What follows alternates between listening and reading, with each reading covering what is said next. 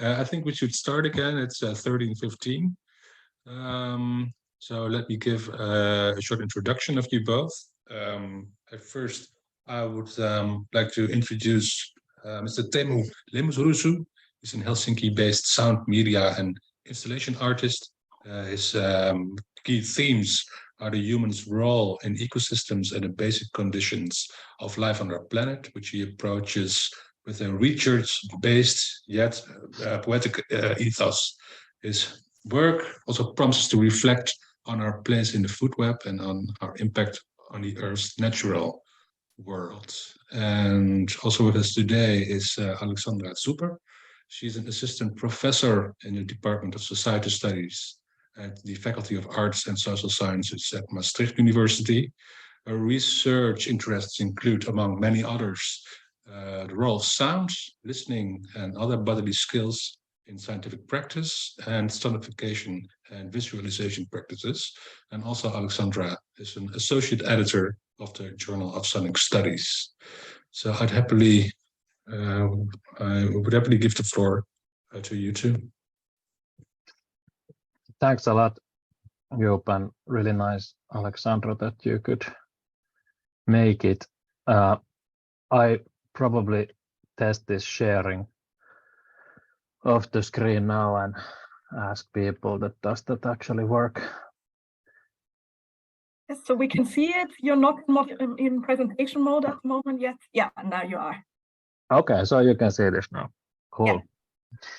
Yes, so really happy to be here with you today, and thanks for Buddha and for the opening words.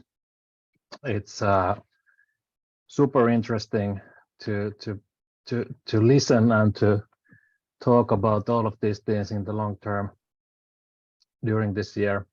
I included a little bit of kind of context of my own practice, because I was thinking that you probably haven't seen them as much as for example, Buddha's practice there. And I start with this kind of context of related works. And I chose these couple of works, of course, based on how they contribute to the ongoing practice happening here. So they are all relevant in this context. And then I'll outline the production and research plans where I am at the moment and what I am doing.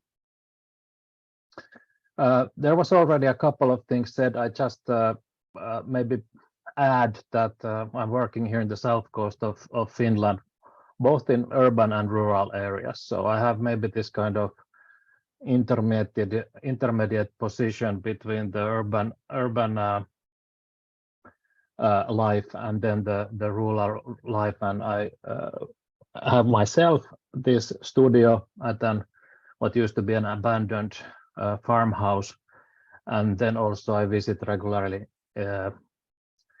in the farms of few of these research farmers that are central to my practice and to this ongoing long time discourse that we engage together.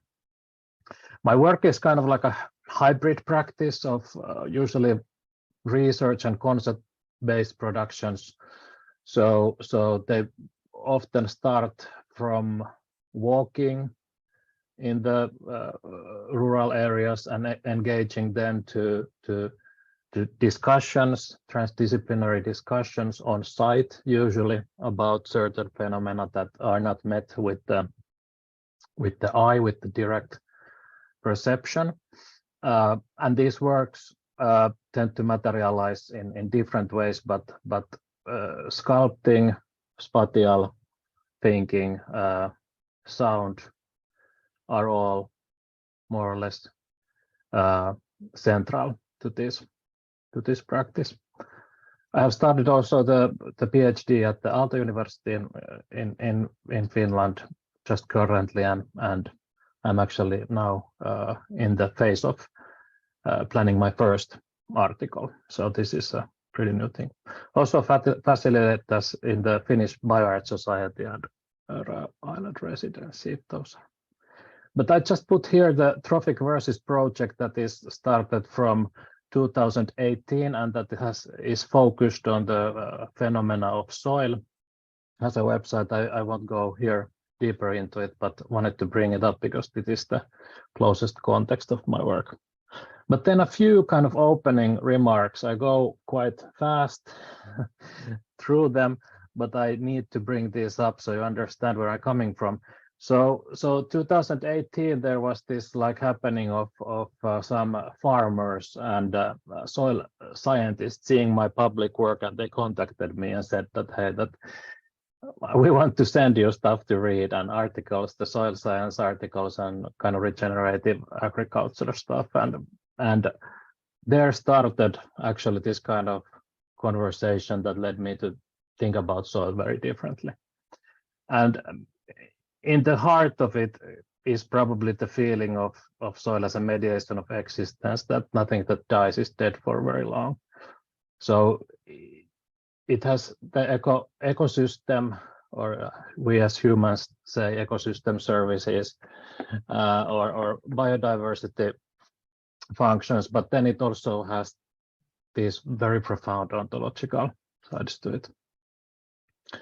And going through these first articles, this kind of mundane soil that was basically like some kind of platform where to put plants turned into this kind of like a miraculous skin of a rocky planet, that for so long there was just the rocky surface, and then we have developed through evolution a tiny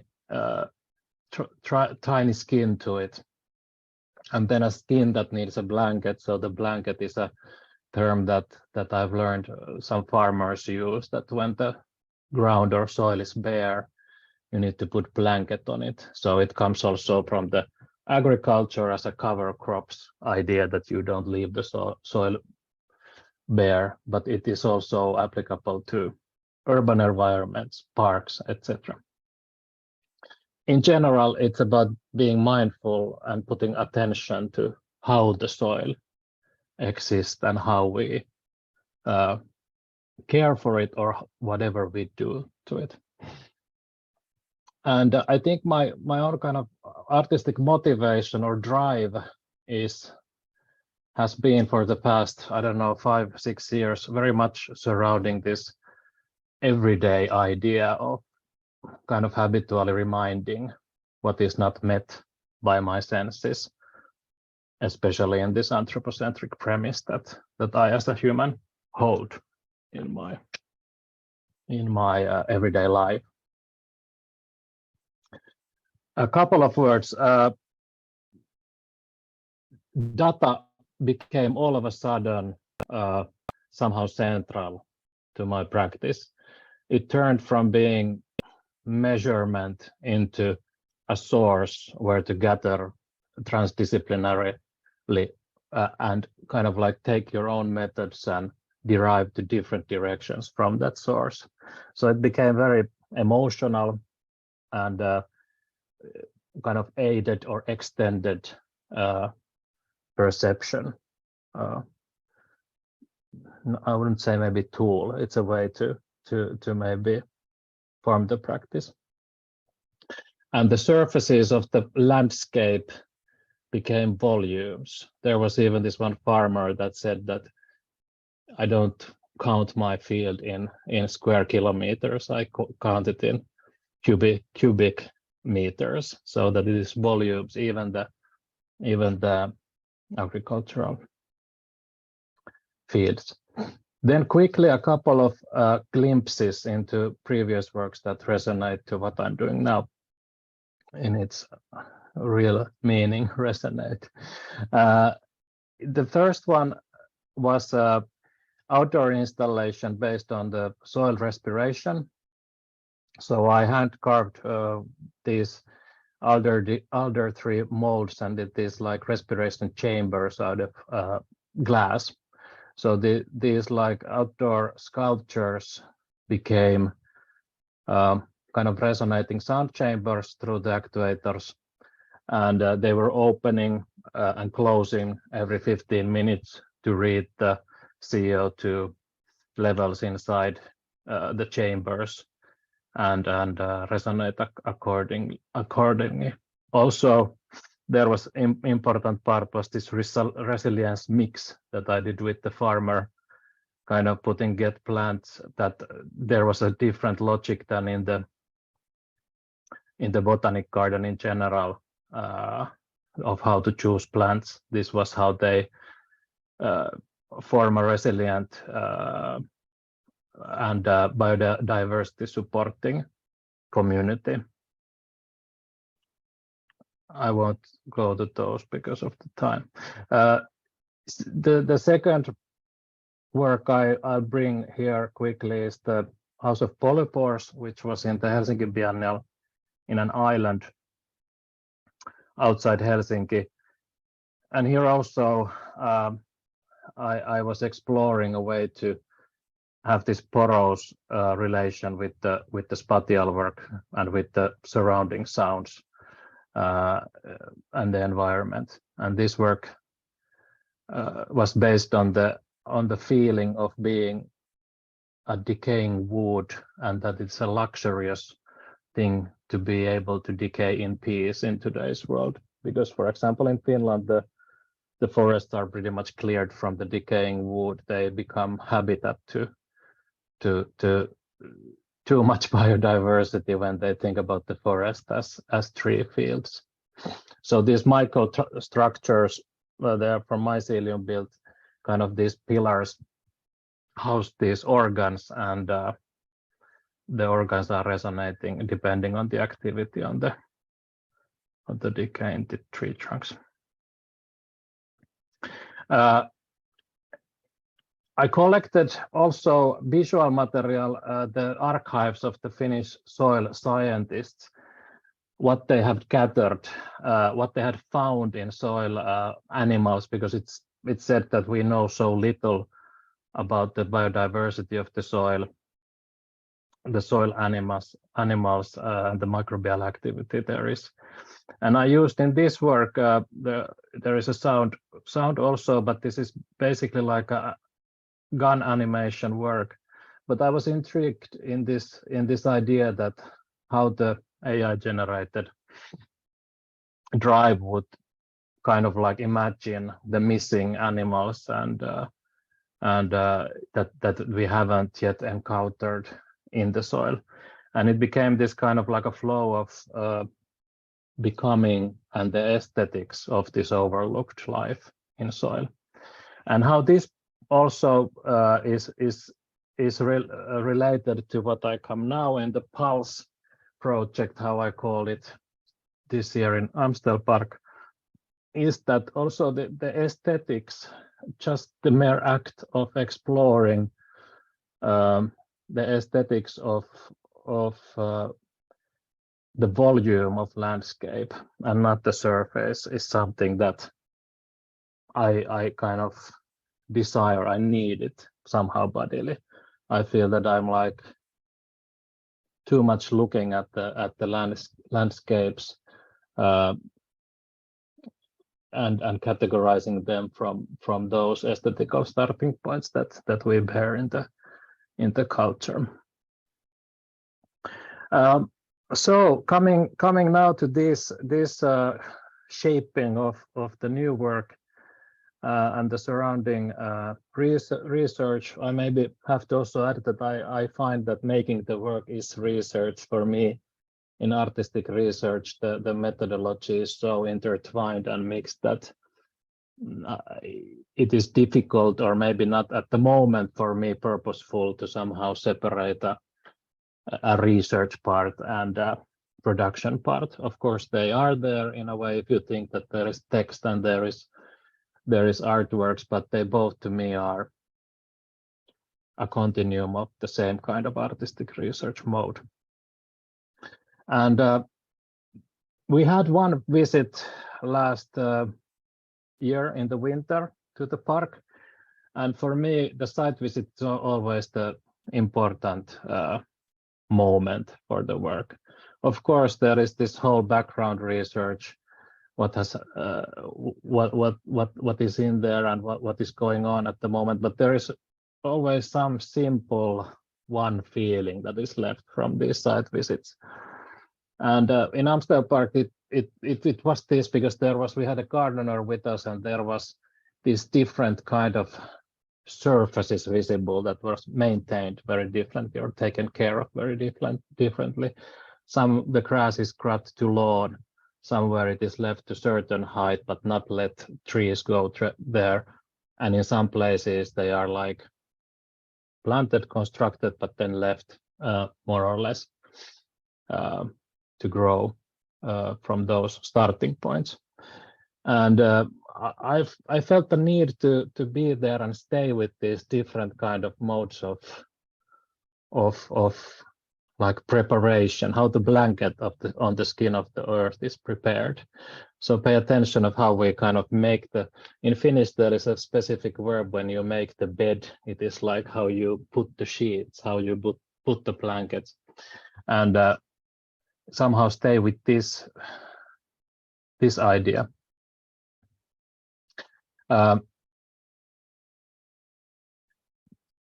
Just a couple of glimpses to the soil science. This is not like my starting point in a way in the actual work, but maybe to just sum up here that for example in soil temperature where I'm connecting to in this work, for example, the bioactivity range is usually around 10 to 24. If you take this from like 10 centimeters deep, and then you take 15 and 30 centimeters, but usually its measurements is from between 10 and 30 centimeters to depth. So let's just sum this up that like there are many things that affect the warmth of the land or the temperature of the soil, and some of them are the ground cover, the canopy. So of course makes sense that the bare ground is warmer, but being on that between that bioactive kind of scale is a sum of many different variables here. And at the moment I'm in the studio molding this model. So the idea here is that there will be a this kind of like a poetic probe and a site-specific but movable sculpture. Maybe you could see it as an instrument also, but I am kind of like thinking of it myself as a kind of auratic portal where you can also place your hands and you can touch and get the resonance physically also to your body, both as a sound and as a physical resonance. Also based on sound actuator and metal and then glass chamber as the kind of sound chamber, and have this portable electronics unit we're now building. So there would be a possibility to take this work on different parts in the park, which is also of course practical thing because we're not able to leave it in one place for the summer, which would be also really nice that people could visit then that place or have many of them permanently in different places. But now this is like also a practical solution and also good for the concept solution that we find a different places of interaction in the park. And for example, the Sentinel satellite visuals can tell, for example, the moisture indexes or the vegetation indexes in the park. So there can be this kind of tools utilized how to choose the places. But in the end, it is a matter of wanting to be in those specific places in the park.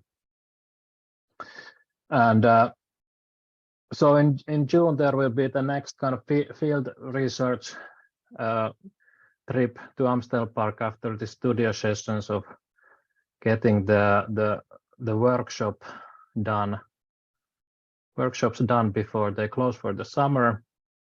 And in August, September, at least the first week of September, there will be them bringing the work there and starting to use it in the location. And then this like article I'm aiming at, and of course at the whole time here, kind of preparing, collecting, gathering together would be based on these questions and everybody's reactions and observations raised along the way. And like to put just some of these like starting interests is like, for example, this that how the environmental data can also work as a source of emotional engagement in a very different way that you would use back in the idea that you can gather around the same spring or source, and you can take your methods and end up with mathematical climate models, or you can end up with some kind of totally bodily experience of the unseen or overlooked levels of, let's say, landscape in this context.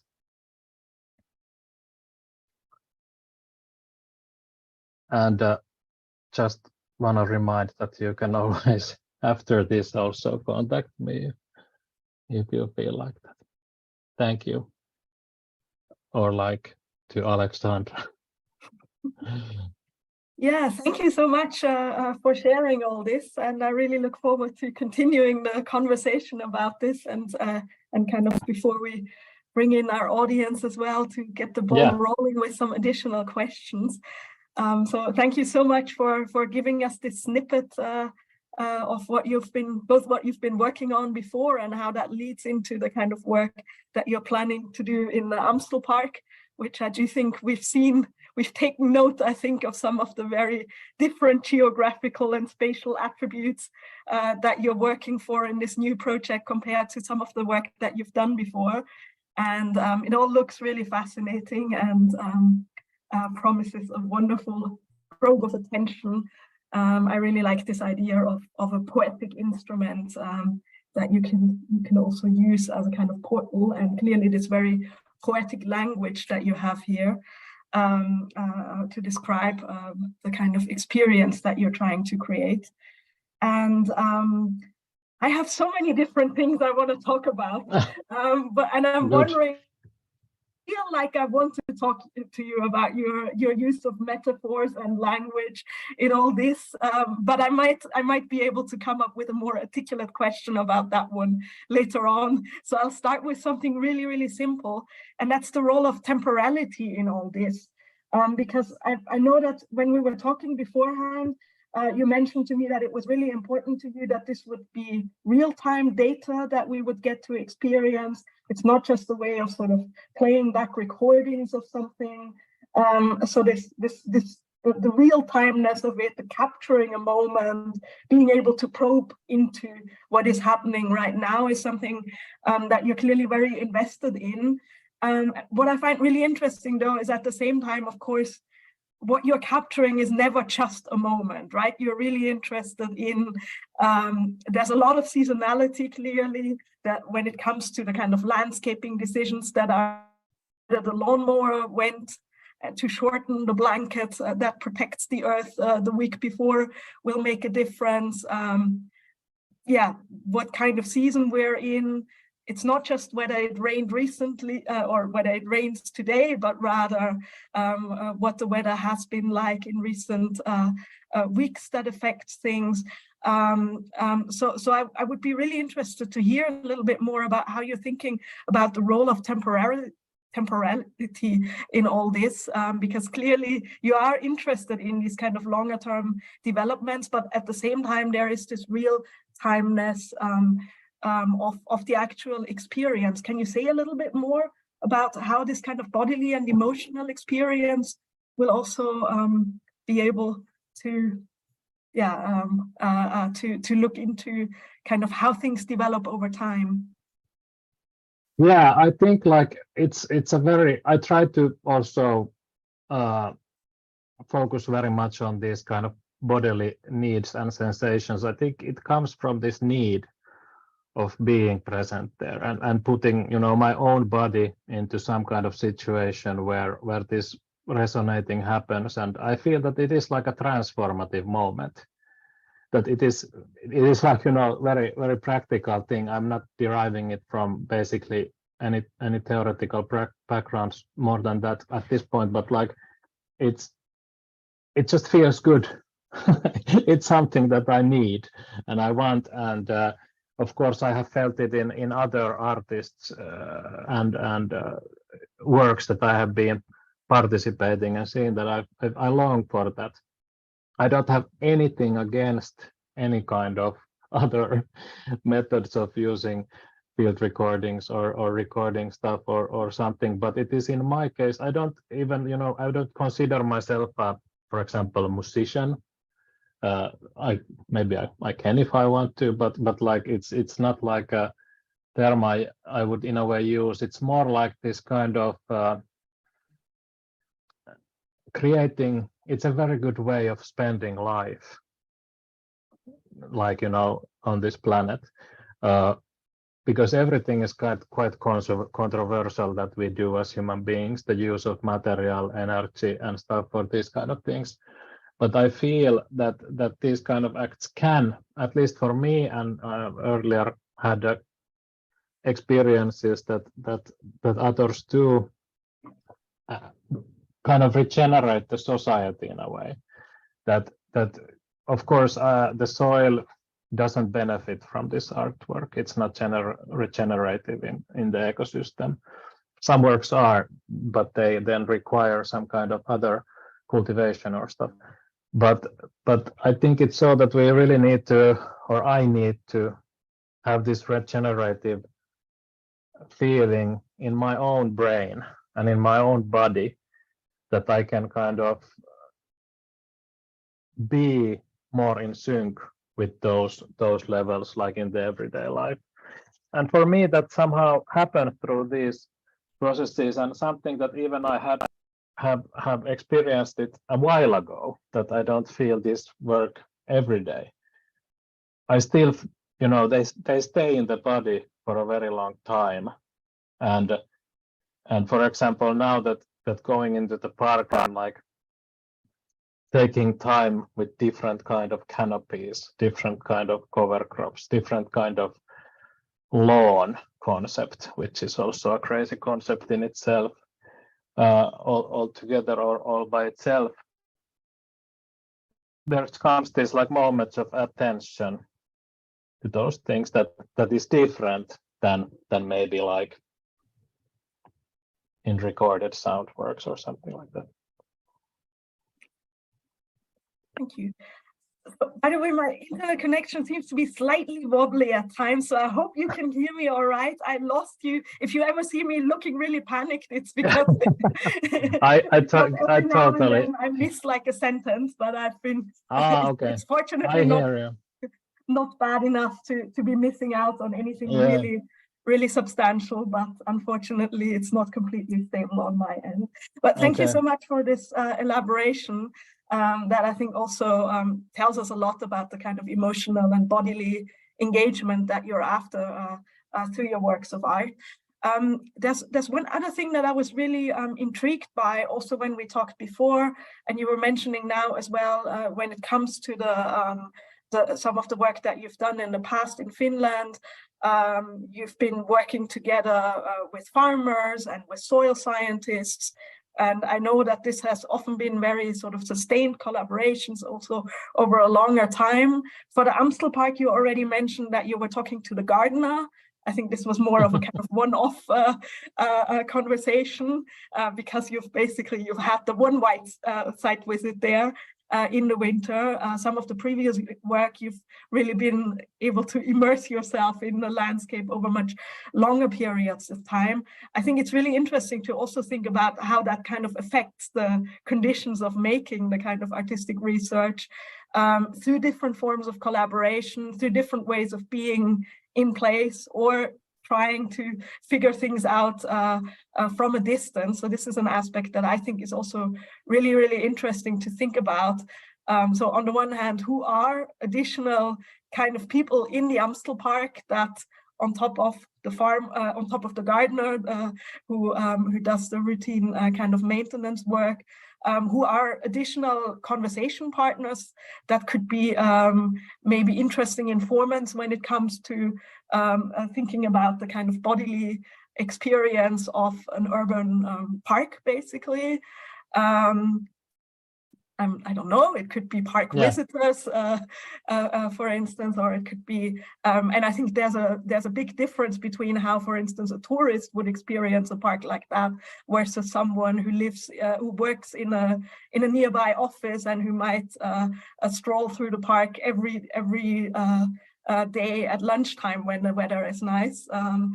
So basically, I'm wondering, do you have in mind other kinds of conversation partners when it comes to the kind of Amstel Park experience? And do you also want to more about the nature of this kind of collaboration when it comes to your artistic practice and your artistic research?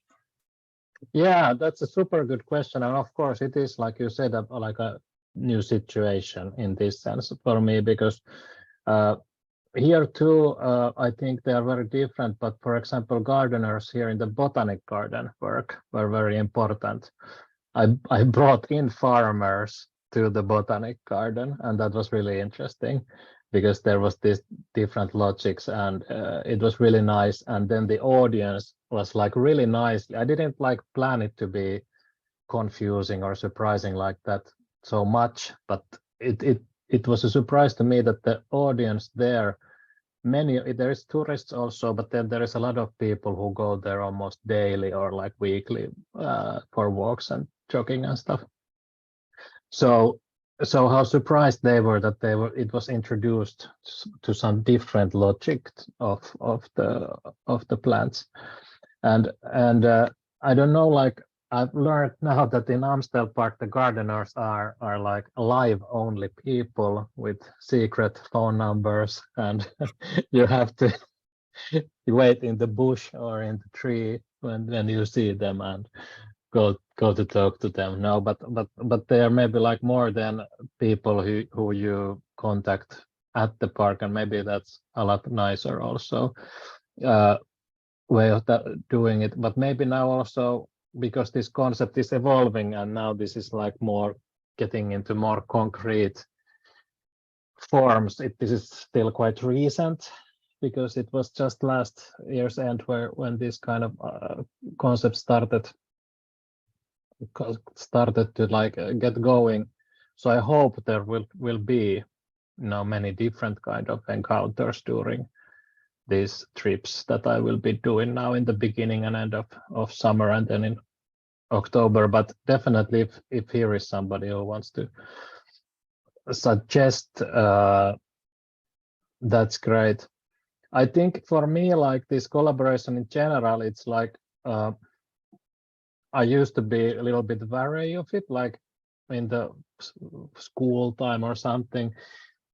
I didn't understand or feel how this kind of collaboration or exchange can be in a way pure art, if you know what I mean. And for me, this kind of pure art is what I kind of need. So it's for me, science communications and data visualization and for other purposes is not like what I'm after, although they are great stuff. But I have learned that it is really like first of all, of course, matter of chemistry in these kind of collaborations, but then also it was surprising to me that I feel that with many of the scientists and this research, type of farmers who maybe have more different kind of set of looking at things, it was so easy to share this kind of imagination of things, because also in this kind of natural research in soil and climate, when you go into so deep into the large scale of things and to the very small scale of things, they start to somehow overlap, and there comes this kind of like a really beautiful space of imagination in terms of what is the border of unknown and how to somehow look at there and how to speculate it. And it became very easy in a way for me to continue these dialogues, and I think that they have been here, like most of them started like 5 years ago, like still ongoing, that I might call and lunch to say that, hey, like how's the soil temperature or moisture there, or is it like right time to put the seeds in, or how's it going, even if I'm just like not doing anything like that myself here.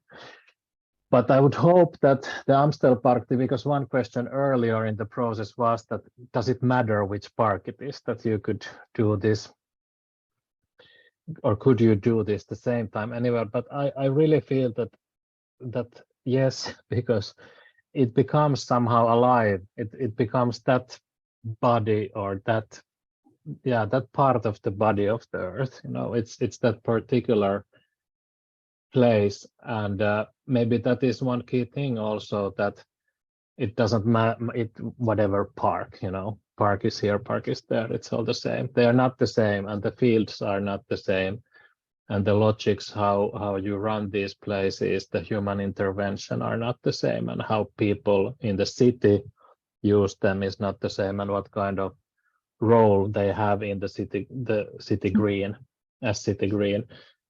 are totally different. So I really feel that they are they have their own policies. Mm-hmm. Like that. Yeah, I think that's a really interesting point indeed, and this is something that that's exactly what I was thinking about, people using the park in different ways. How I think some parks are much more kind of good weather kind of parks. Other parks get used year round more, depending on the kind of structure of the environment that they're in, what people use them for, and so on. And I think working out this kind of what is specific also to a location like that, I think is a really interesting part of the process as well. And that's maybe where I want to go back to the question of language and metaphor as well, because you've used a number of different metaphors throughout your talk. Probably the one that came back the most is the idea of a blanket for the soil. And that's one thing where I'm wondering whether I could see how this metaphor of a blanket for the soil, like the grass, for instance, as a protective layer, or leaves, how that works in very different kinds of contexts for soil in different places in the earth. But at the same time, the kind of blanket that it is might be quite different. And the duvet that is meant to, that's really thick and keeping you warm through the winter in a cold place, it's something very different from a kind of decorative throw that you put over a piece of furniture, either as a protective, right? There's the protective kind that is more about saving you from nasty spills, or that is the kind that's really meant to make things look pretty. They're all blankets, but they're not blankets in quite the same way. So that's another thing that I'm curious whether you have any thoughts about how the kind of metaphors and the poetic language that we use, to what extent it can travel from one location to the other, and to what extent it can also change if we move it from one place to another. Have any thoughts on that? Yeah, I think that is a very interesting area of thinking. I think for me they have just popped up during this kind of like trip towards this like ontological and even kind of like accepting my own mortality, and there is also a lot of things relating to death in the soil, and that there is this state of becoming that, you know, the death and birth are like feeding each other. So there is like these kind of things which maybe prompt also to become in a way more human kind of experience language like in sometimes. So at the same time, I think there is like ways to create this like emotional relation to something that was maybe considered as dirt, you know. But then also it is like something that probably is coming from the appreciation and the kind of want of care when you spend more time with these things and learn more and understand how much you don't know and so on. So there's maybe these kind of things of behind why to use these kind of words in the first place, or where they come from. And maybe also this kind of like, yeah, I think the starting point for me when I got interested in soil was that I tried to do one hike every year in the northern Finland or the Finnmark, which is in Norway side. And then in a couple of instances I've been also working in Iceland. And that area where the soil is like, you know, emerging and where the land is young, that's the case of Iceland, of course, you can really see that the skin is not there, or the skin is evolving. You can see these like from where I come from, evolutionary states of that soil formation. And that was maybe the kind of starting point, how that interest rose, that it is not self-evident ever. And then maybe the blanket is like a concept that is related to the idea that humans make the ground bare. It is like, you know, that we, the succession that the nature seeks to be a forest is I don't know, that's maybe not a blanket anymore. That's over the blanket phase. But maybe that comes from that we make the ground bare in so many ways, and the blanket is then maybe a kind of metaphor for caretaking by humans to those bare areas, that you are kind of like then putting the blanket there. And of course that is that could be then like maybe taken both to the agricultural land use, but it could maybe be also used same like way in the urban area, where we want to have the lawns everywhere, and we don't put like thicker blanket there. We always want to keep it as short at the skin as bare as possible. And for me that's a funny feeling, because it starts to feel like, you know, that my own skin is burning in the sun when I see these super low cut lawns that are totally burned to brown in the cities, and of course in people's domestic places. And nowadays it starts to even, you know, hurt a little bit, that seeing that kind of ground. It's not like just, oh, ugly landscape, but it's more like a bodily feeling that, oh, that's, yeah, I know that, you know, that under that surface the volume is like suffering, you know. Mm-hmm. There's suffering in a way happening. So it's relating to those kind of ideas. Mm-hmm. And hello, Alexandra. Teemu, I think there's time left for one more question of Alexandra, okay. And afterwards I would like to open the floor to the audience as well. Okay, yeah. I have to choose wisely now. The pressure is on. I'm sorry. I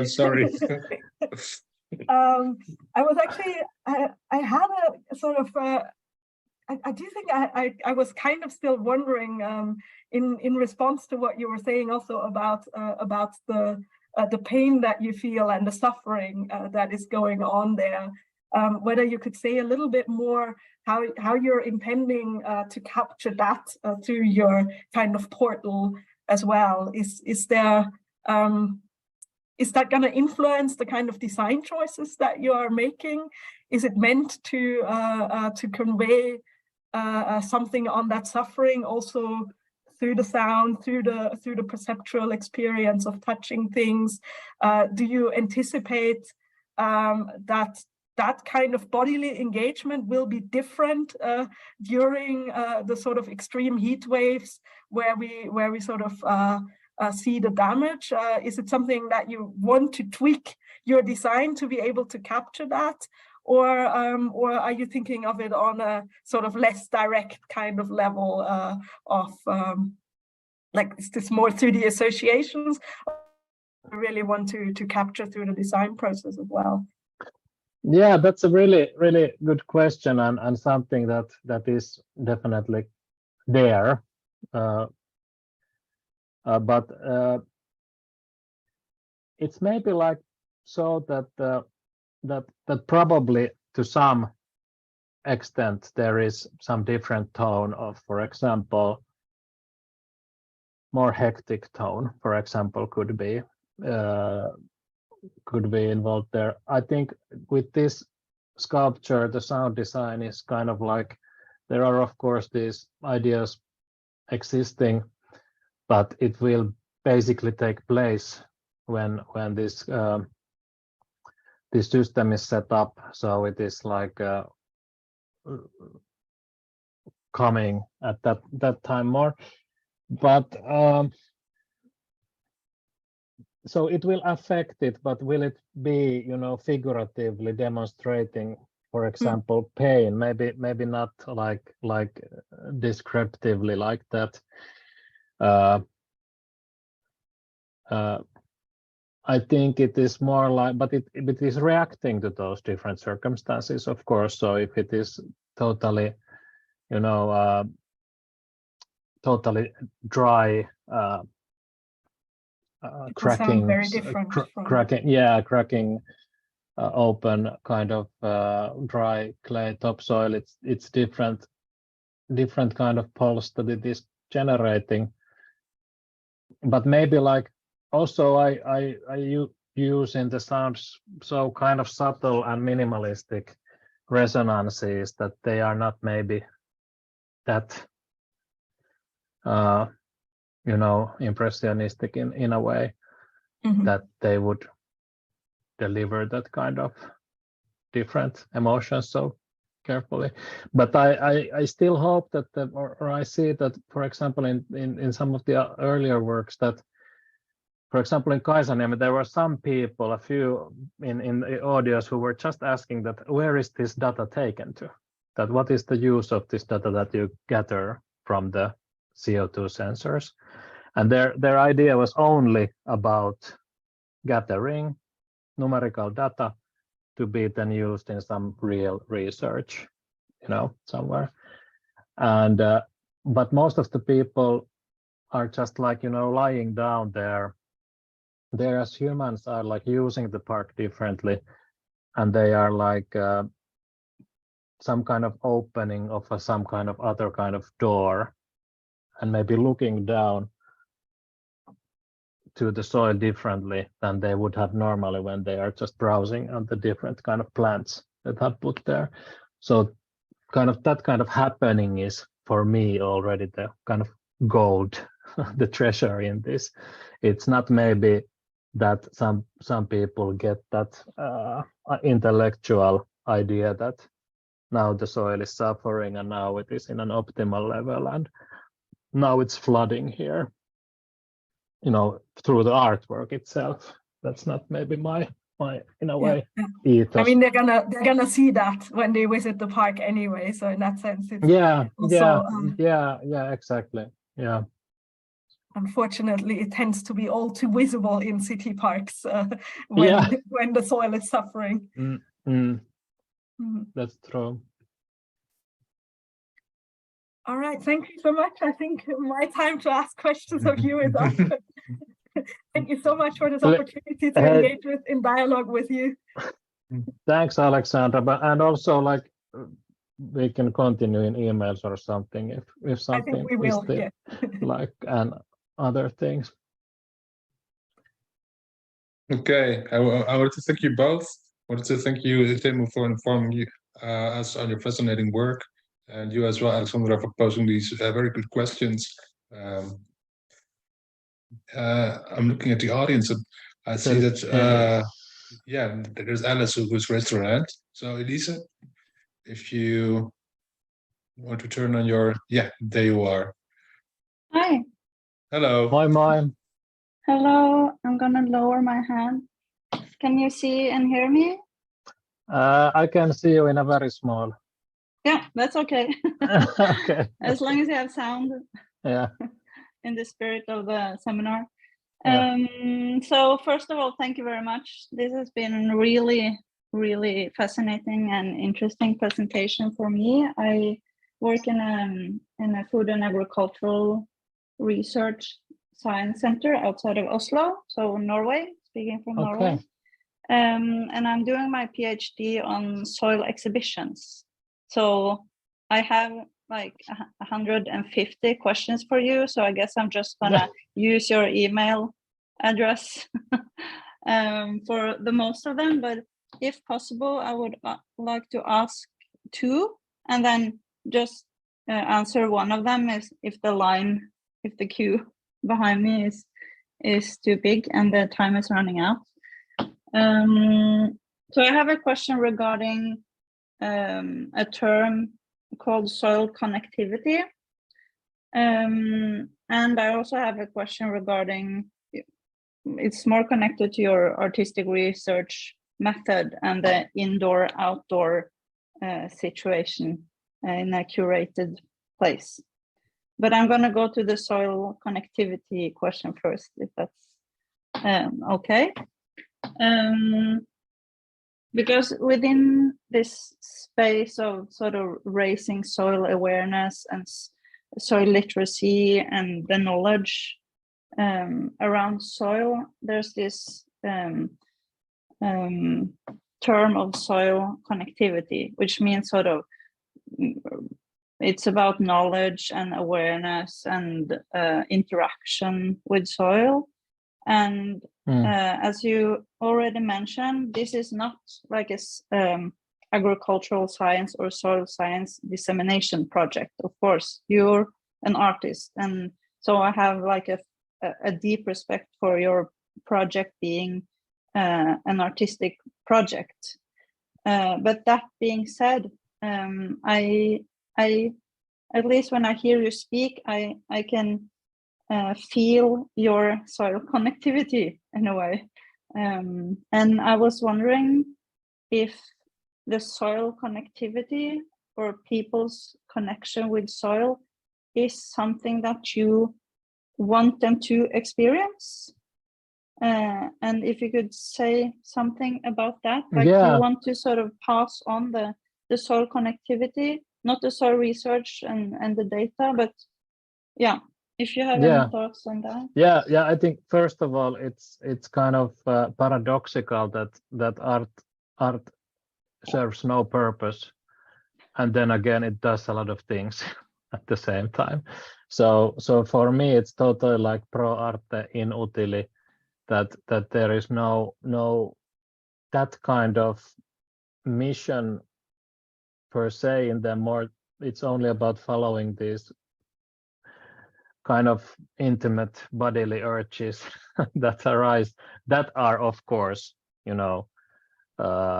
coming from different kind of sources and the interaction with all of these different kind of people and places and so on. So they are not like mine alone, but I feel that if something there, it's like this, that everybody has a right to have a relation to the land or to the soil. In a way, that there is so much polarized view on this, that there are, the urban people and there are the farmers, and then there are these extreme athletes going to remote places and these kind of categories. But if there would be some kind of educational,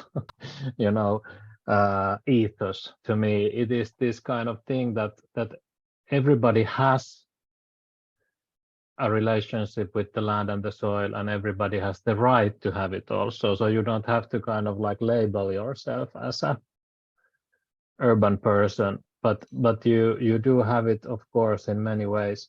And maybe that has been sometimes like inspiring to some people, that, and for me, example also, that you can find these kind of like obvious new connections and relations and encounters around you, even though you don't maybe identify yourself as belonging to some certain part of the land, as an area, or never having any hobbies or professions that relate to that.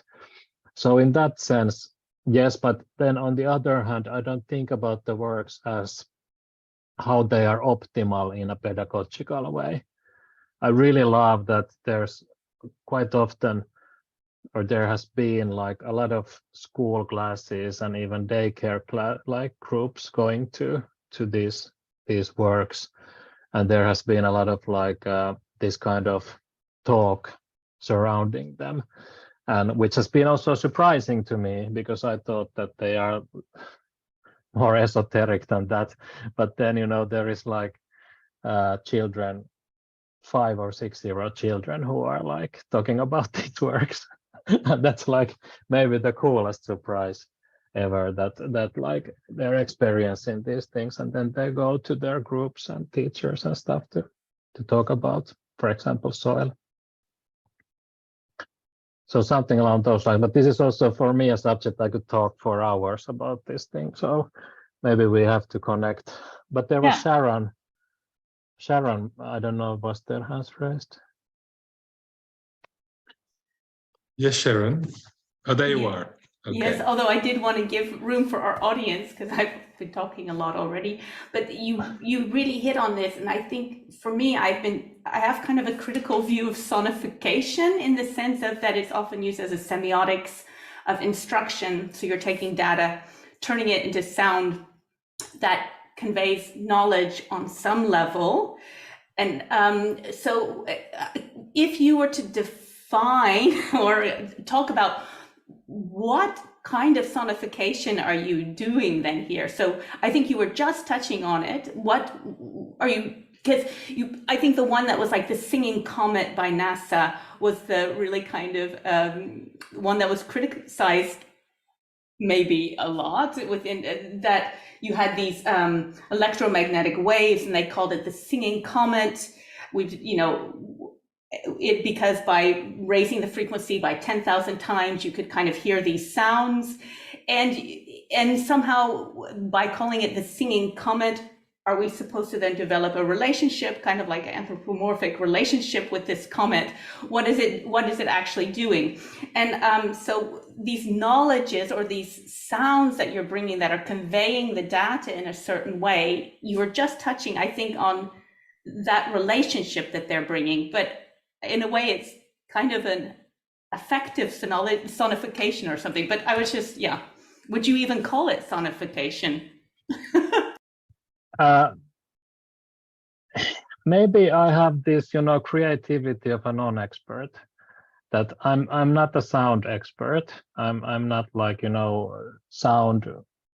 I'm not a sound artist by my education. I consider myself like an artist who has then had the need and urge to use these kind of tools. So there might be coming a lot of critical aspects that I am not aware of, which is good. And I don't know if it's good or bad, but it's good to hear all those things. But for me, it's like more that, for example, in this House of Polypores things where we had these sensors, they were turning these motorized air valves on and off. So closing and opening air valves. So I'm kind of like, of course, there was the organs that they were tuned a set of 9 organs made of pipes. So they were tuned, and there was like a composition in those, but still it was so low, the volume, that you couldn't like hear some kind of organ concert happening, but you could basically just feel the different kind of resonance in these mycelium structures, which were also really acoustic, in nature. The mycotector is super acoustic, so it's very acoustified, like a resonating thing. There is the human tuning, of course, of those pipes, but then the sensors were just opening. The more there was, for example, soil animal activities, or ants or small guys doing vibrations in the decaying wood, the more there was activity and more frequent were the opening of those valves. So I don't think it's like sonification in that sense. And also like now this is a new piece. Let's see how it is then going, ending up. But for example, in the botanic garden, there is like an Arduino programmed for 2 cinewaves. So it's just like every of those chambers has their own cinewave frequency, and then there is another cinewave slightly different, and they are going out of sync, and they create this change of like a volume, and the volume range is always the same in all of them, but depending on how much, the more there was CO2 emission, the more rapid was this the alteration of this volume during that range. And when there was like sometimes when it went to CO2 negative, so the ground is sequestrating the CO2, which happened sometimes in the summer, it went totally like static. Because there was only that one, the actuator was playing that one.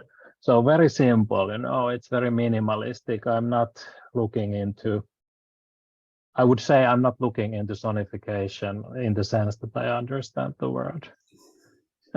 Thank you. When things are happening and things are happening in the soil, things will also be happening in the sonic realm. Does that make sense to you or answer your question? Yeah, I think, and then it's something, there's also the Italian Monica Gagliano, who deals a lot with how plants hear.